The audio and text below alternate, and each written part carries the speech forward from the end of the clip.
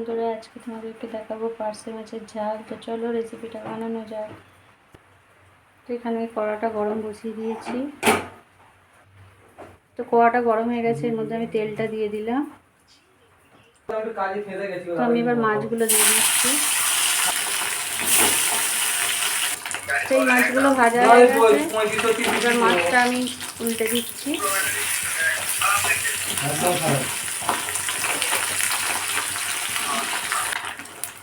তো মাছগুলো ভাজা হয়ে গেছে, এবার আমি এই মাছগুলো তুলে নিচ্ছি, দিয়ে আবার বাকি মাছগুলো দিয়ে দিচ্ছি। তো এই মাছগুলো ভাজা হয়ে গেছে, এবার আমি তেলেতে হলুদটা দিয়ে দিলাম আর নুনটা দিয়ে দিচ্ছি। এবার এটার মধ্যে ভেজে নেব। এরপর এখানে আমি অল্প একটু জল দিয়ে দিচ্ছি।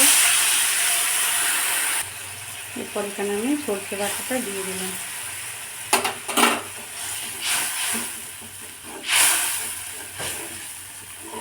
এবার এটা অল্প একটু ফুটবে।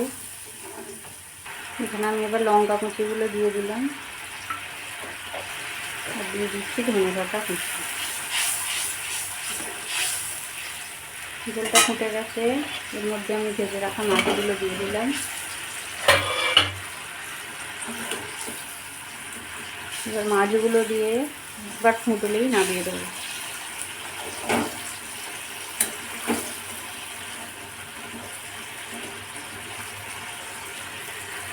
এরপর থেকে অল্প একটু সরষের তেল দিয়ে দিলাম। এবার আমি গ্যাসটা অফ করে দিচ্ছি।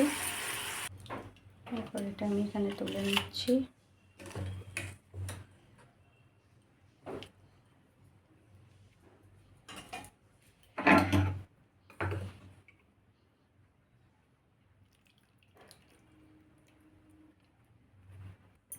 তো রেডি সরষে দিয়ে পার্শে ঝাল।